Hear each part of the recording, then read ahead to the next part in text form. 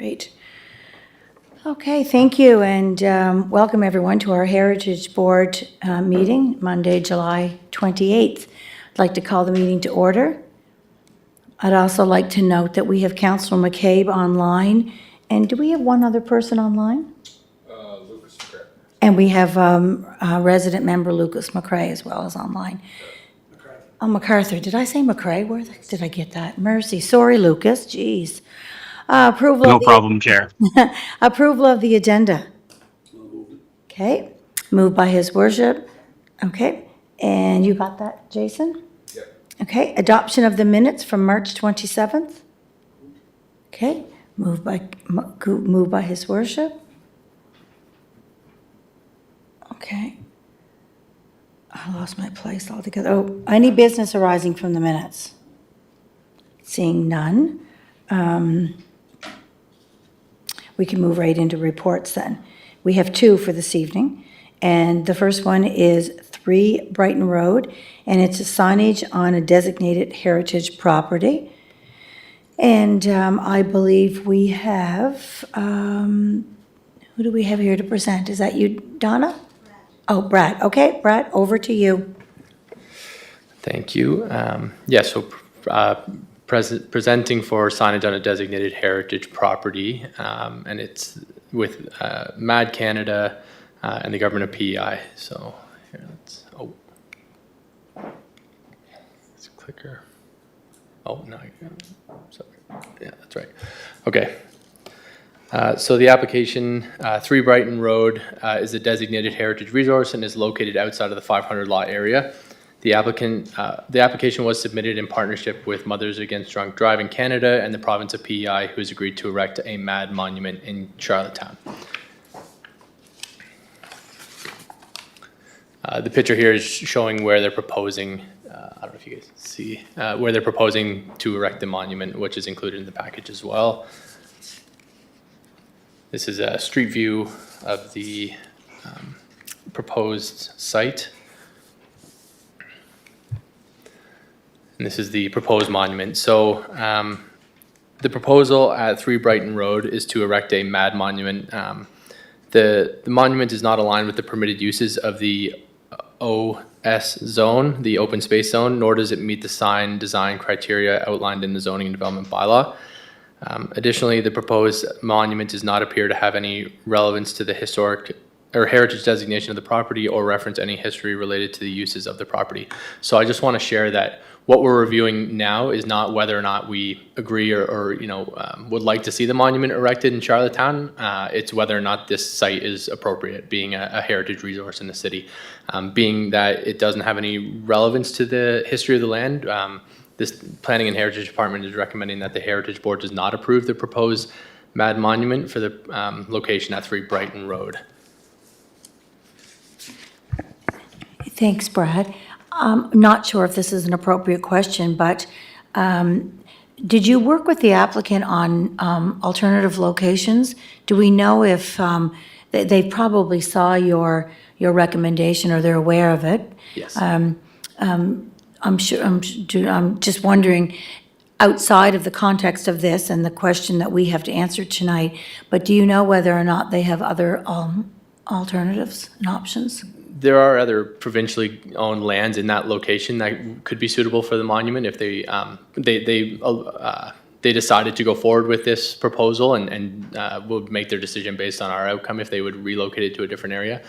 So in terms of specific areas, I couldn't comment, but I think, yeah, the property adjacent to their proposal is provincially owned land as well. And just one more follow-up.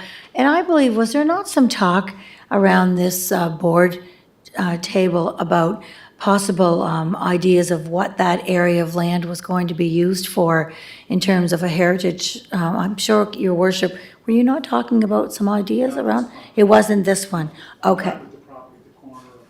Yes, okay. I thought maybe we talked about this one Terry too. Fox Drive and Brighton Road, Brighton Gotcha. and Houston. Okay, gotcha. Okay, I'm going to open it up to discussion and any questions. Probably your best option would be to direct the questions directly to Brad. He's our Jedi in this situation, so anyways, yeah, you go ahead, Emil. I'm just wondering, can you put up back on our monitor the map?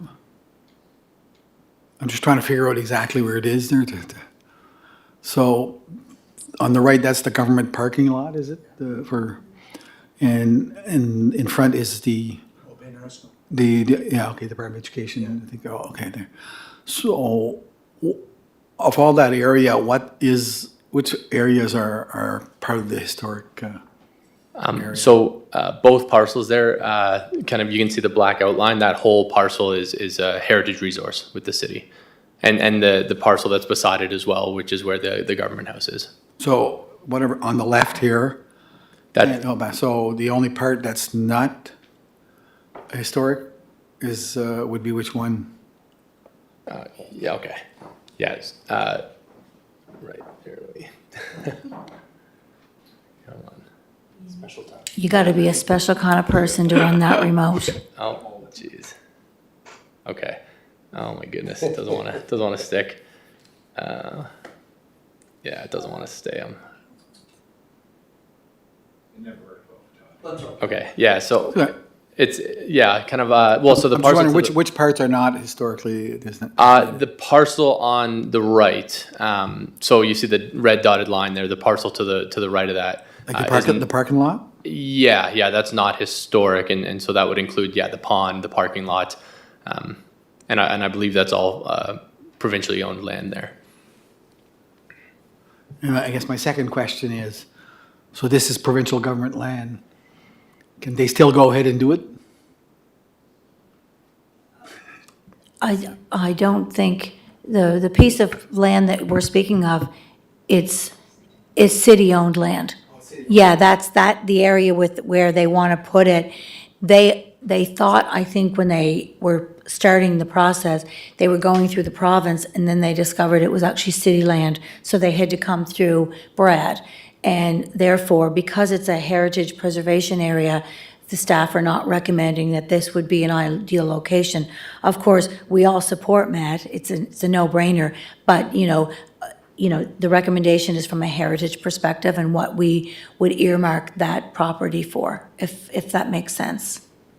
Yeah, I will mention as well that I think there was a little bit of, like, the building on the land is not heritage designated, but the land itself is heritage designated. I think that might have been where some confusion came in.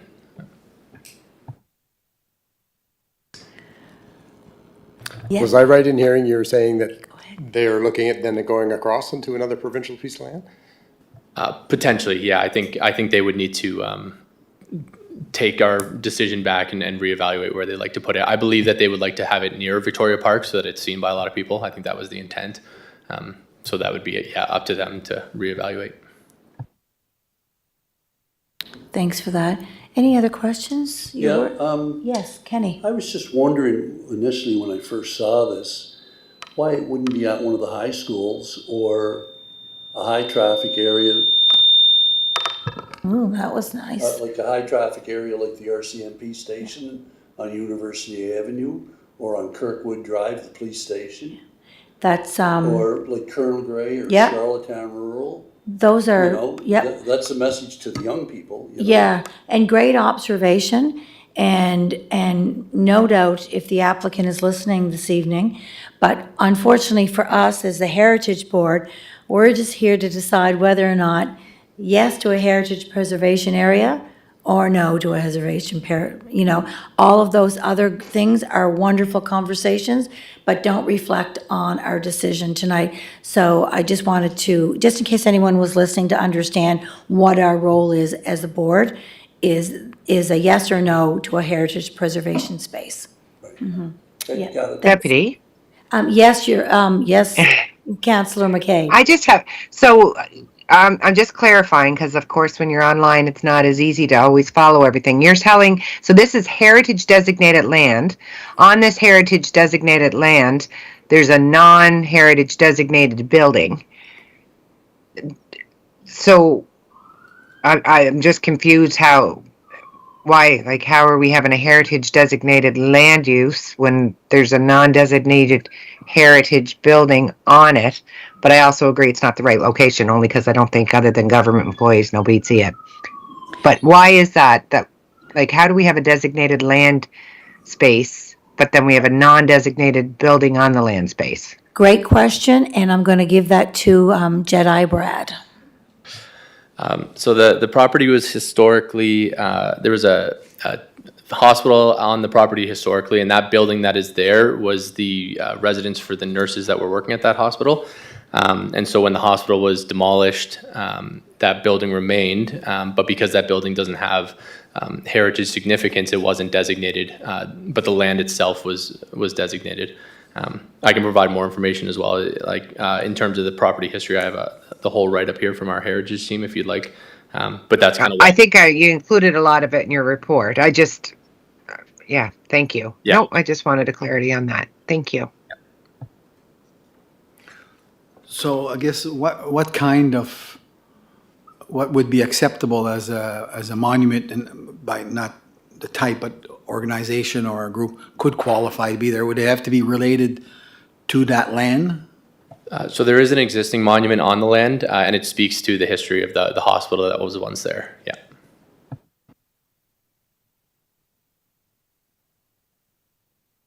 Anybody else, Your Worship? Yeah, you go ahead.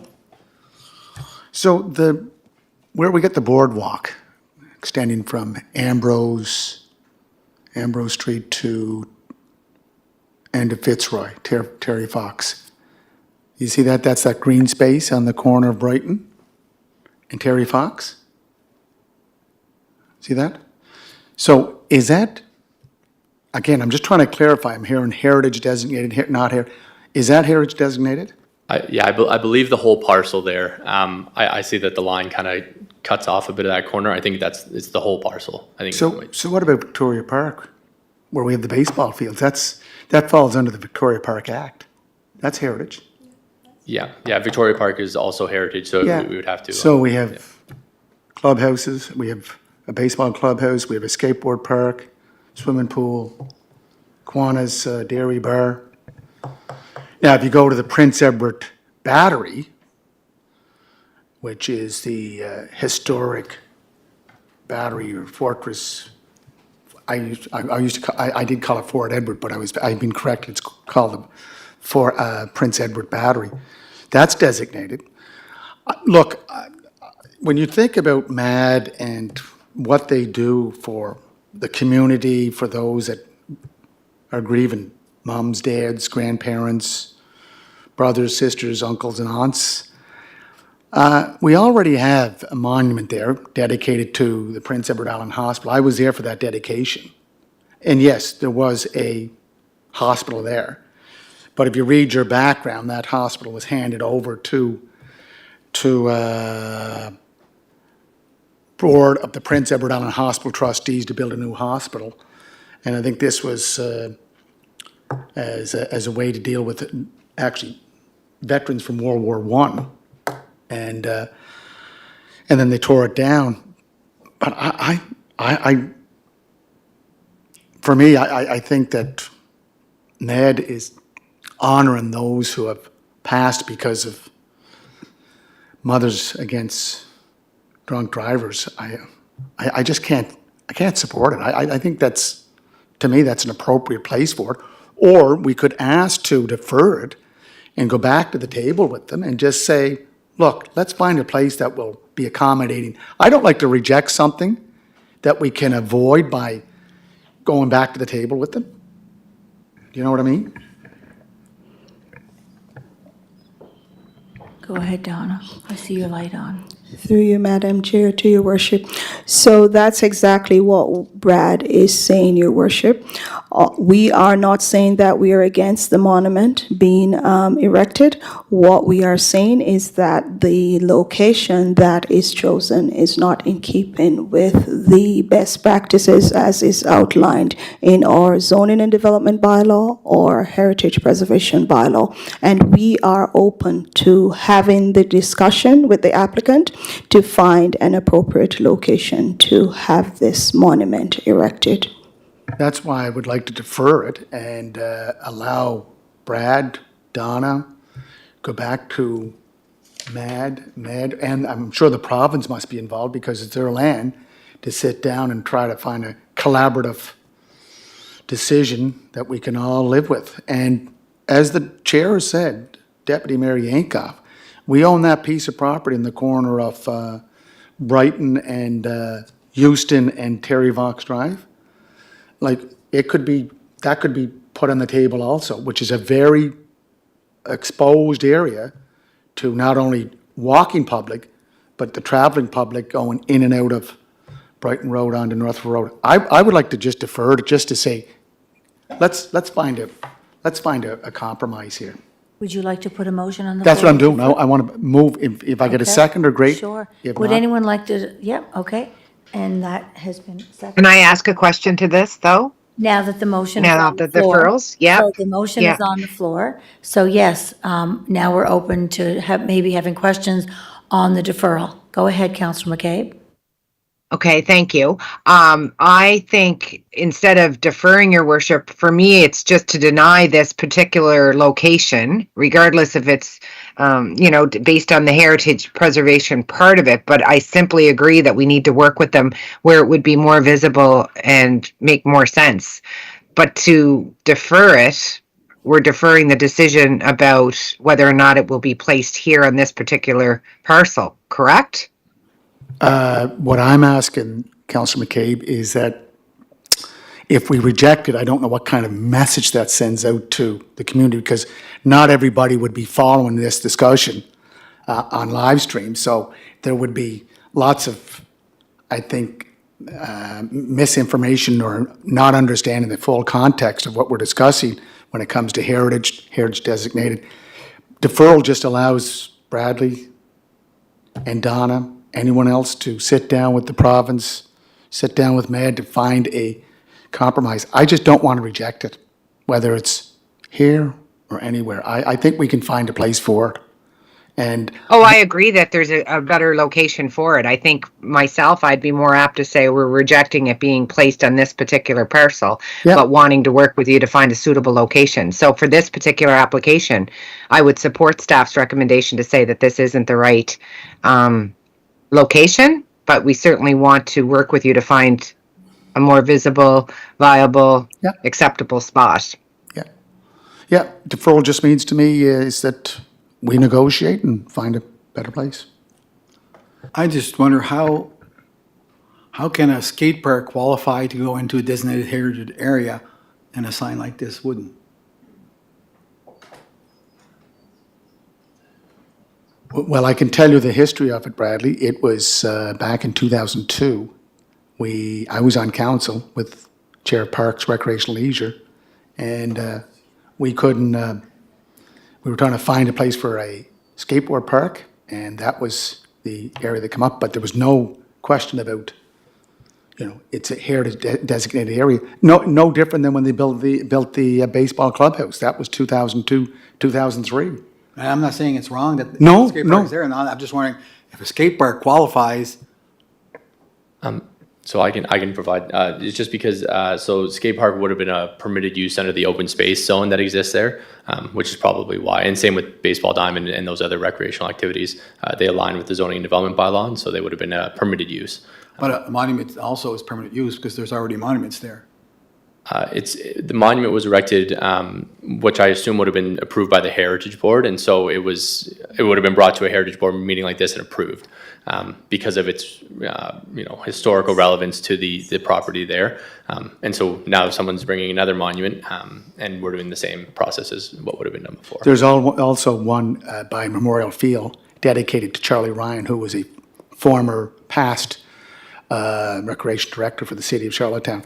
That's a huge monument on a rock with a bronze plate with his figure on. So there again, we've done it before, and was Charlie Ryan connected to baseball? Yes, but there wasn't a facility there that would identify Charlie Ryan responsible for that facility. Yeah, I think the only thing we're kind of dealing with here is just kind of setting a precedent for, allowing what we're going to allow on heritage properties or not. I think that's kind of what we're discussing. So. Which brings me to the point, Chair, if I can have one more word, my second point, is that I'd be comfortable denying this application for this location based on that reason and putting in a condition that staff will work with them to find a more suitable location. Thank you, Councillor McCabe. All right, well, so his worship's resolution is on the floor for a deferral. It's been moved and seconded. And are there any more questions on the resolution? Because before we can move on to staff's recommendation, we have to first vote on this deferral. Yep. So if there's no more questions, I can call the question. All those in favor of the deferral? What about you, Councillor McCabe? So far, we No. have, no, you're not in favor of the deferral? No, I'm not. Kenny's not. I'll be voting it's Lucas. I'll be voting in favor of the deferral. So we have 3 and 3. Huh. Well, look at me. Well, look at that. Well. Well, I am going to support his worship's deferral. I think that that's probably the best path forward for everybody.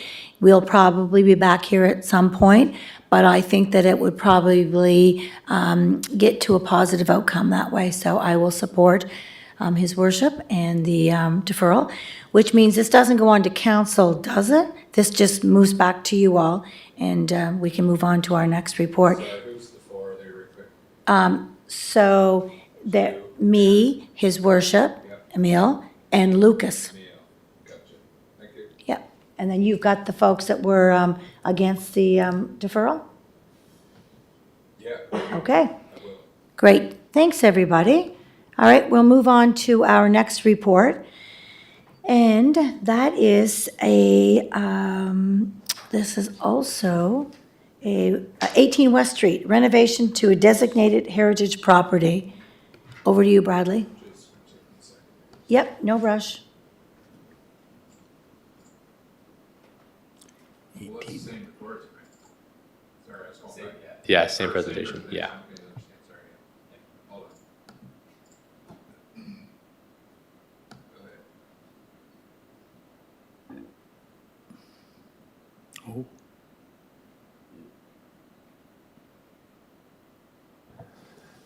Go ahead. Okay, so this is a renovation to a designated heritage property at 18 West Street.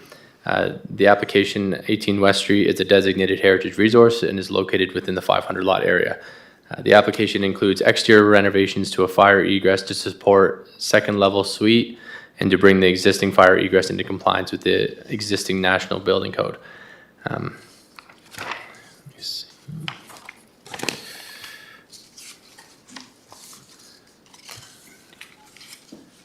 The proposed renovations at 18 West Street involve renovations to the exterior stairwell on the south side of the building to support the second level suite and to make the fire egress compliant with the National Building Code. This heritage assessment report and recommendation have been prepared in accordance with the Heritage Preservation Bylaw.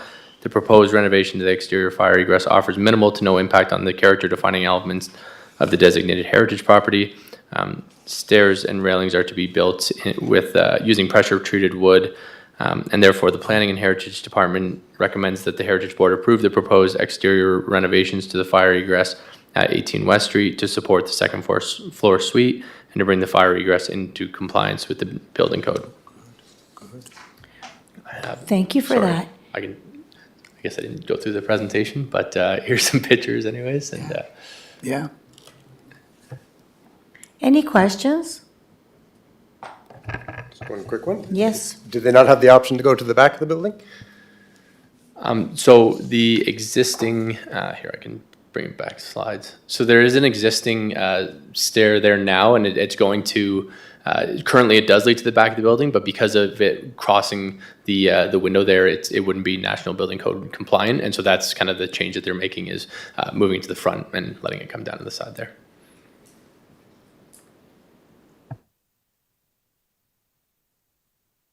Okay. Any other questions? Anybody? Okay. So Kenny's going to support staff's recommendation. Anybody want to second it? His worship? I'll second it. Okay, Lucas seconded it. And so the question's on the floor, and just reminder to everyone, If we support staff's recommendation, it doesn't move on to council from here, it's completed at this stage. So the resolution is on the floor. Any questions on the resolution? Question, okay. Oh, do you have a question? Oh, question called. One more question. Oh, one more question. What's the materials that it's going to be using? So it's going to be pressure-treated wood. It's all pressure treated. Yeah. Sorry, I missed that. Yeah, no worries. Just, that raises a question. I know that when Jim Johnson on the corner of Houston and Rochford was required to put up erect a fire escape, he had to go with steel. And then the George Giz house on the corner of Pownell and Sydney, I think it was one of the first buildings back in 1855 where council held its first council meeting. That also went with a wooden structure. What's the rationale for wooden visa, steel versus wood? I can do Anything my else? best to try to answer. So I had a chat with our engineering team, and they shared that it kind of there's a few different factors, I guess. Some of them could be if it is going in front of a window, there could be fire concerns with fire coming out of that window and not wanting the stairwell to be made out of wood. This application, they're still going to need to submit a building permit application, so it is going to be reviewed by our building permit team, and so kind of any of those details will be ironed out then. And I assume that they'd probably need approval from the fire inspector there as well. So those are all, they're kind of doing their heritage piece of the application first. So we're more concerned with kind of the look and how it's going to impact the heritage character defining elements of the property. Yeah. I was on the board at that time, and I don't know that they were made to make it out of metal. I think that ended up being their choice, but we were trying to come up with a minimalist solution when it was happening. No, Jim Johnson said he was He was told. made to do it. He was Okay. told. Yeah. And the cost went from Fuzzy memory on that one, so. here to here, and I don't know the dollar value. Yeah. But it had to be, it was fabricated, prefabricated, and then placed in the location that. I know we were concerned about the bulking of it, that it was gonna look too large. Right, and whatnot. and So that could be it. That That may have could be factored it. in, I guess. I'm only bringing it up, Bradley, because wood on the corner of Pownell and Sydney, steel on the corner of, and now wood on West Street. So I'm just trying to find the rationale. That's only for public record. Look, I think it'll be great how it looks, but again, sometimes. Wood would suit the building better. Oh, Architecturally, yeah. you know. Yeah, and I think that generally I think it comes down to a fire concern in the standards from a heritage perspective for the standards and guidelines of conserving historic places in Canada. It recommended that it would be consistent materials being used. If we were, and another consideration I guess for this property is you can see in the image here that there is a wooden fire egress on the other side as well. And so from a heritage perspective, we'd like to kind of keep that consistent if we can. Does anyone know this? I do have the history here. Was it where the original Beaconsfield was and moved to there? Sorry. I mean. What was your question? This is irrelevant. Well, does anyone know the history of the building? And was it the original building? I mean, it's got nothing to do with the fire, but was it the original building that was on Beaconsfield and moved across to build Beaconsfield?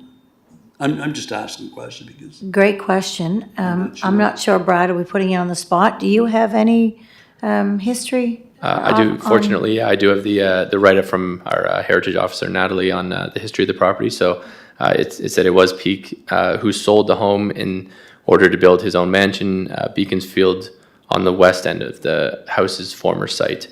I'm trying to think if Beaconsfield was originally there. Here, I can just read the whole description to kind of give some historical context. So it was, here, let me start. The heritage value of the West End house lies in the Georgian influence architecture. It was associated with the various prominent Charlottetown residents and its role in supporting the streetscape.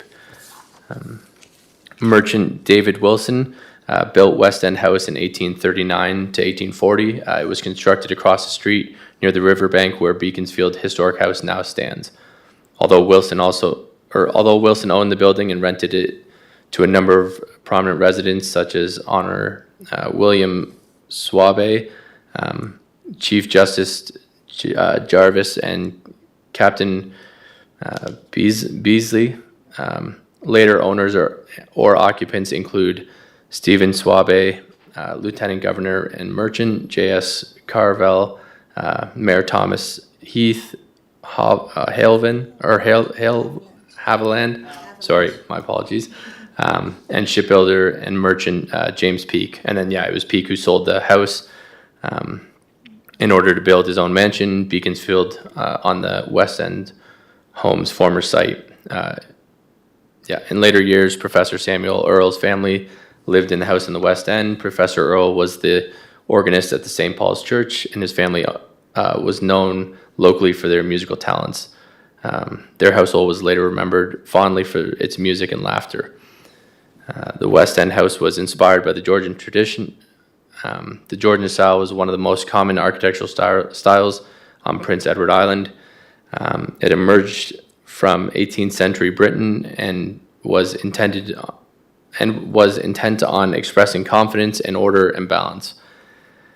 The house's Georgian-inspired features include a hipped roof, symmetrical massing, and simple moldings.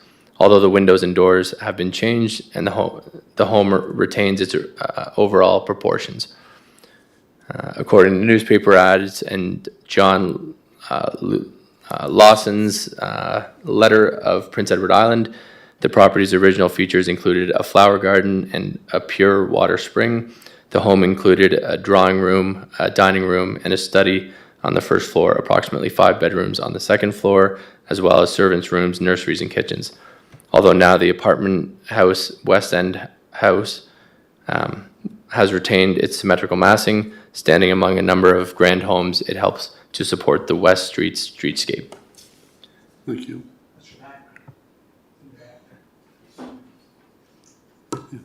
Thank you. I Great. know we didn't need it, but, Well, you know what? It's good to know. yeah, I think it was the original house where Beaconsfield is. We Wow. moved there to build Beaconsfield. I may be wrong. Okay, well. Thank you for that, I appreciate it. Yeah, no problem. And we could follow up on that as well if you'd like to know. But Doesn't matter. Lucas, do you have any questions? No, I'm all good, Madam Chair. Okay, so if there's no more questions, the question has been called. All those in favor of staff's recommendation? Lucas and Councillor McCabe. I'm in favor. I'm in favor. Okay, that's unanimous. Wonderful. Thank you, everybody. So introduction of new business. Victoria. Just quickly. Yes. I did mention this today to Bradley.